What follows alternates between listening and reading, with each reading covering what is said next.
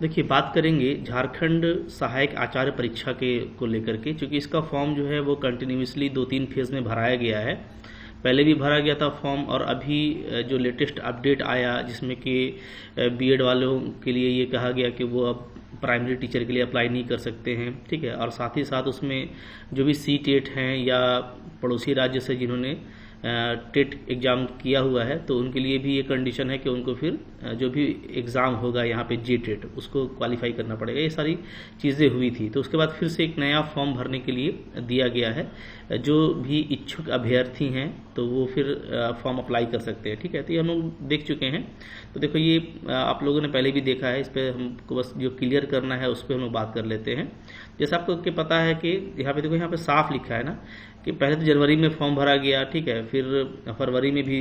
अब यहाँ पे जो नया फॉर्म दिया गया है भरने के लिए, तो वो नए अभ्यर्थियों के लिए है। यहाँ पे आप देख सकते हैं, ठीक है। यहाँ पे साफ साफ ये सारी बातें लिखी हुई हैं कि स्कूली शिक्षा साक्षरता विभाग, ठीक है, द्वारा अधिसूचित सहायक आचार्य संवर्ग नियमावली इतना के प्रावधानानुसार झारखंड प्रारंभिक विद्यालय प्रशिक्षित सहायक आचार्य प्रतियोगिता परीक्षा 23 अंतर्गत नए अभ्यर्थियों, ठीक है, मतलब नए अभ्यर्थियों से यहाँ पे मुराद ये है कि जो ऑलरेडी फॉर्म भर चुके हैं तो उनसे डिमांड नहीं किया गया है, बल्कि नए अभ्यर्थी, अब जो नया कंडीशन है, नया अपडेशन है, उसके अकॉर्डिंग अगर कोई नया अभ्यर्थी है जो फॉर्म भरना चाहता है तो उसके लिए ये विंडो ओपन किया गया है, ठीक है।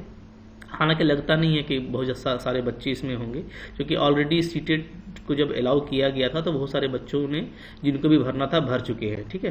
तो अब यहाँ पे ये पोर्टल किया गया है, तो हम लोग ये समझ रहे थे कि सारे ही बच्चों को अलाउ किया जाएगा, क्योंकि जाहिर सी बात है कि अब ये जो विंडो है तो इस विंडो में कुछ नए ऑप्शंस भी हैं, ठीक है। जैसे कि अब आप जो आपका बीएड वाला ऑप्शन है तो आपका जो परफेक्ट ऑप्शन है वो आप चूज़ कर सकते हो, या जैसे आपको आउट ऑफ 5 सब्जेक्ट अगर आपको जो 3 सब्जेक्ट चूज़ करना है आइदर इन साइंस और कॉमर्स, तो वो आप चूज़ कर सकते हैं, ठीक है। या आर्ट्स में अगर आप टीचर बन रहे हैं तो जैसे मान लो फिजिक्स केमिस्ट्री है, मैथ है, बायो में जूलॉजी और बॉटनी है, तो ये 5 पेपर होते हैं साइंस में, फिजिक्स, केमिस्ट्री, मैथ, बॉटनी और जूलॉजी। तो आपको किसी 3 ही पेपर का एग्जाम देना है, तो अब यहाँ पे इस नए वाले विंडो में ये ऑप्शन दिया गया है कि आप कौन सा 3 पेपर चूज़ करना चाहते हैं।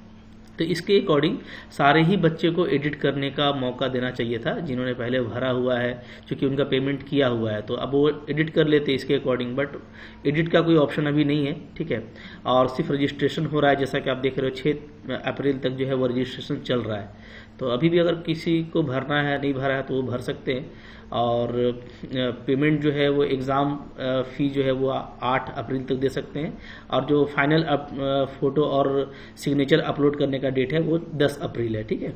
अच्छा, इसके बाद यहाँ पे ये बात दे रखा है कि अगर आप जो समर्पित कर चुके हैं उनके लिए पत्र संशोधन यानी एडिट करने का जो ऑप्शन है वो 11 और 12 तारीख को दिया गया है, ठीक है। अब यहाँ पे ये देखना पड़ेगा कि जो भी पहले के कैंडिडेट हैं क्या उनको भी एडिट करने का मौका मिलता है। अगर उनको एडिट करने का मौका मिलता है तो मैं सजेस्ट करूँगा कि आप ज़रूर एडिट कर दीजिएगा, और जो 3 पेपर आपको सिलेक्ट करना है वो आप कर लीजिएगा, ठीक है, आप अपने अकॉर्डिंग। लेकिन देखो, मैं यहाँ पे सजेस्ट करूँगा, क्योंकि इस बार जो नया ब्रोशर आया था तो उसमें ये भी कहा गया था कि 12th में जो आपका पेपर कॉम्बिनेशन है, 10th में जो आपका पेपर कॉम्बिनेशन है, उसके अकॉर्डिंग एग्ज़ाम में क्वेश्चन आएगा, ठीक है। तो अब देखो, JSSC हमेशा इस तरह का करता है, हमेशा कुछ ना कुछ लोचा रहता है, इसमें क्लियर कुछ करती नहीं है। जैसे अभी देखो कर दिया कि बच्चे फिर परेशान हैं, कुछ लोग नए से तरीके से चाह रहे हैं रजिस्टर करना, तो फिर से उनको नया पेमेंट करना पड़ेगा, ठीक है। और कुछ बच्चे सोच रहे हैं कि क्या करें। तो देखो, यहाँ पे एक बात तो ये है पहले कि जिन्होंने ऑलरेडी फॉर्म भरा हुआ है उनको कुछ करने की ज़रूरत नहीं है, ठीक है। ये JSSC का अपना प्रॉब्लम है, ठीक है, इससे आपको कोई दिक्कत नहीं होगा। हाँ, एडिट करने का अगर मौका देता है तो मैं सजेस्ट करूँगा कि आप एडिट कर दीजिएगा, ठीक है। और एडिट करने में जो भी आपको ध्यान रखना है कि 3 पेपर का जो सिलेक्शन है, जैसा मैं बता रहा था, तो वो आप 10th के अकॉर्डिंग, ठीक है, जो आपका पेपर, और 11th में 12 में जो आपका पेपर कॉम्बिनेशन है उसके अकॉर्डिंग आप कीजिएगा। जैसे 12 में पेपर कॉम्बिनेशन की बात करें तो मान लो कि किसी ने साइंस में फिजिक्स, केमिस्ट्री और मैथ लेकर के 12 किया हुआ है, तो उसको वही चूज़ करना चाहिए। ठीक है। अब बॉटनी और जूलॉजी का सिलेबस कम है तो क्या बॉटनी, जूलॉजी और मैथ ले सकते हैं, ठीक है। इस तरह का क्वेश्चन कई सारा आ रहा था। तो देखो इसके बारे में कोई क्लैरिटी नहीं है। और पहले ये बात थी कि पांचों पेपर का क्वेश्चन एक ही में आएगा, तो आप कोई भी 3 पेपर को सिलेक्ट करके, चूंकि सीबीटी मोड में होना है, ठीक है। तो सीबीटी मोड यानी कंप्यूटर बेस्ड टेस्ट होगा ये। तो सीबीटी में आप अपने अकॉर्डिंग अपने 3 पेपर को चूज करके एग्जाम देंगे।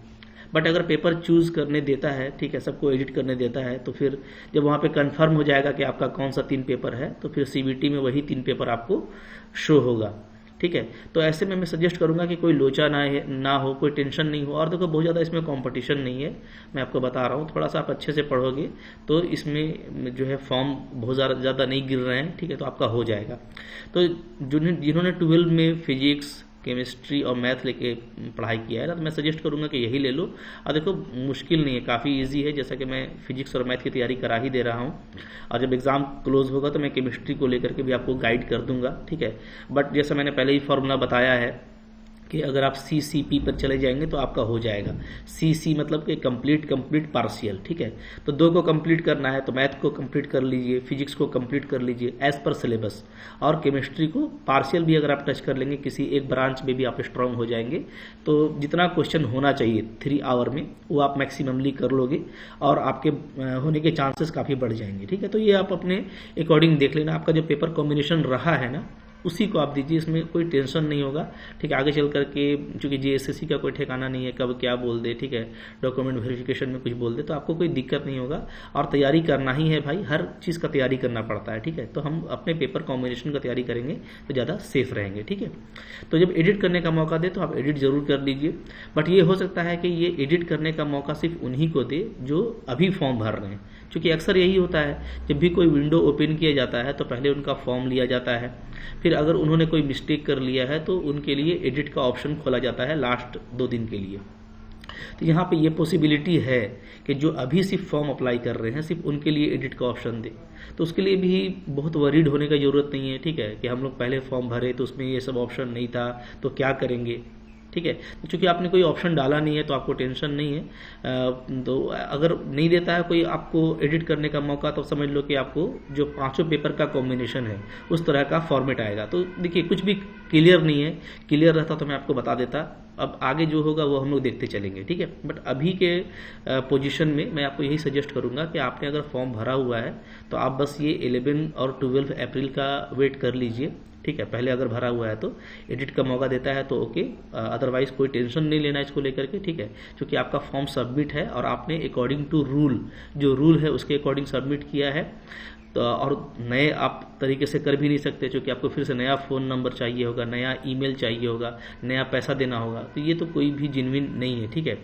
और कोई कर रहे हैं तो कोई इशू नहीं है, ठीक है। जो कर रहे हैं नए रजिस्टर, नए तरीके से अपने आप को कर रहे हैं रजिस्टर, तो ऐसे केस में हो सकता है कि उनको 2 एडमिट कार्ड आ जाए, तो उसको भी देखना पड़ेगा, ठीक है। और एक ही नेम से 2 एडमिट कार्ड होगा कि नहीं होगा, तो ये सब इश्यूज़ हैं। इसलिए मैं आपको कहूँगा कि जो ऑलरेडी भर चुके हैं वो छोड़ दीजिए, ठीक है। क्योंकि इसमें हमारा कोई प्रॉब्लम नहीं है भाई, जैसा ये लोग बस हम लोगों को चलाते रहते हैं, है ना। JSSC में इस तरह का चलता रहता है, बड़ा ही फालतू तरह का। हम लोग तो वेट कर रहे थे कि भाई सबको दे देगा सिंपल तरीके से एडिट करने या फॉर्म भरने के लिए, तो उसी पेमेंट पर आपका काम हो जाएगा।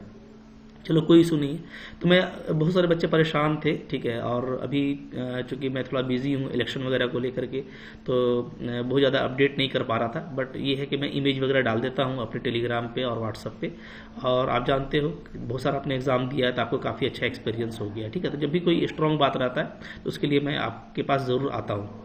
तो अभी का यही अपडेट है, ठीक है। ज़्यादा वरीड नहीं होना है, वेट कर लीजिए 11 और 12 अप्रैल का।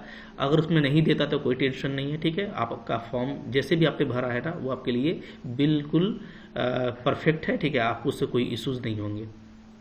बहुत से बच्चों ने मेल किया है JSSC को, देखिए उसका मेल का कोई जवाब आता है तो वहाँ से भी क्लियर हो जाएगा, या हो सकता है सबको एडिट करने का मौका दे। जैसा भी होगा मैं आपको वो अपडेट कर दूंगा, ठीक है। अच्छा, अब है कि इसका पूछ रहे थे कि एग्ज़ाम कब तक हो सकता है। तो देखिए अभी चूंकि आदर्श जो है चुनाव संहिता लागू हो चुका है, ठीक है।